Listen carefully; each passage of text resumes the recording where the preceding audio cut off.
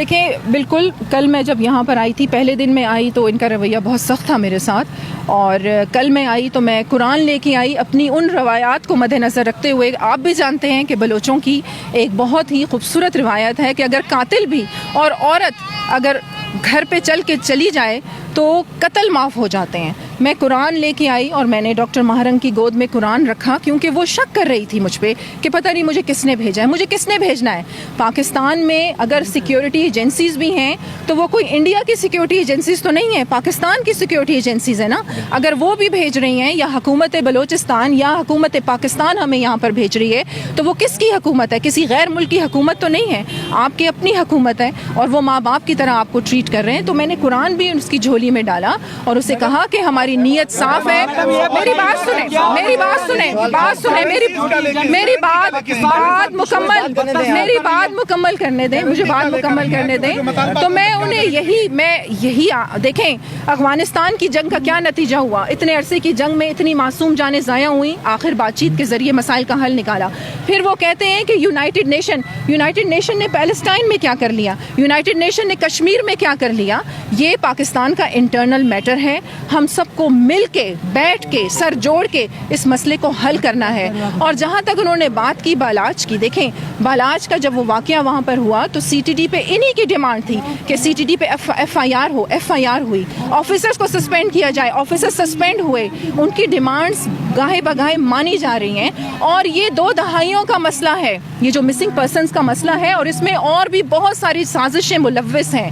تو یہ جو ہے افہام و تفہیم سے بیٹھ کے مسئلے کا حل ہمیں نکالنا ہے. ہم بار بار حکومت کی جانب سے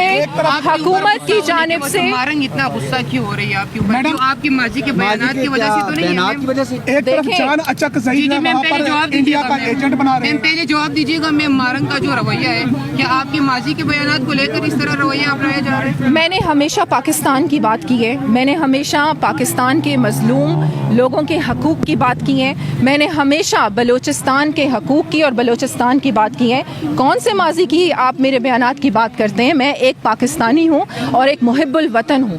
مجھے نہیں پتا کہ ماہرنگ کا ایسا رویہ کیوں ہے، حالانکہ میں نے اسے سمجھانے کی کوشش کی ہے کہ اگر آپ اپنے حق کی بات کرتے ہیں، آپ حقوق کی لینے کے لیے کہیں پر آتے ہیں تو کسی کو ڈنڈا مار کے یا گولی مار کے اپنے حقوق کی بات نہیں کرتے، آپ نرم لہجہ اختیار کرتے ہیں. اور جب اسی مسئلے کے لیے وہ ادھر کتنے دنوں سے بیٹھی ہوئی ہے، میں تو اسی مسئلے پہ بات کر رہی ہوں. وہ بار بار مجھے کہہ رہی ہے میرے پاس ٹائم نہیں ہے، میرے پاس صرف 5 منٹ ہے، آپ جائیں ادھر سے، میں بزی ہوں، آپ جائیں میں ادھر سے بزی ہوں. بھئی کس بات پہ بزی ہیں آپ؟ اسی مسئلے کے لیے یہاں پر بیٹھی ہیں. تو 24 گھنٹے بھی اگر ہم آپ سے بات کریں اس مسئلے پر تو آپ کو ہم سے بات کرنی چاہیے.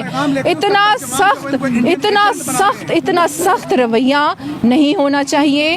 پھر بھی یہ ہماری مائیں ہیں، ہماری بہنیں ہیں، ہماری بیٹیاں ہیں. ہم بار بار آئیں گے اور انشاءاللہ اس مسئلے کا حل بات چیت کے ذریعے ہی نکالیں گے. جس کا پیغام لے کر آئے ہیں وہ اس کو ایجنٹ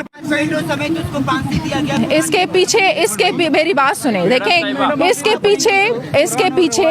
کے پیچھے بہت سی سازشیں ہیں.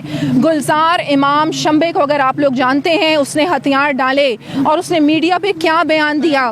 ابھی ہی سرفراز، میری بات سنیں 1 منٹ، سرفراز بنگلزئی نے جو ہتھیار ڈالے اس کا بیان دیکھیں. یہ میں نہیں کہہ رہی، یہ وہ کہہ رہا ہے کہ بلوچوں کو ورغلایا جا رہا ہے. چند سازشی لوگ بیرونی ہاتھوں میں آلہ کار بنے ہوئے ہیں، ان کی سازشوں کا آلہ کار بنے ہوئے ہیں اور باہر بیٹھ کے اپنے عیاشیوں کی زندگیاں گزار رہے ہیں. اور یہاں پر غریب بلوچوں کو، ماؤں کو، بہنوں کو، بیٹیوں کو ورغلا رہے. وہ کیا کر رہے ہیں آپ کے سامنے؟ یہ میرا بیان نہیں ہے، یہ بیان ہے سرفراز بنگلزئی کا، جس نے ابھی کچھ دن پہلے ہی ہتھیار ڈالے ہیں.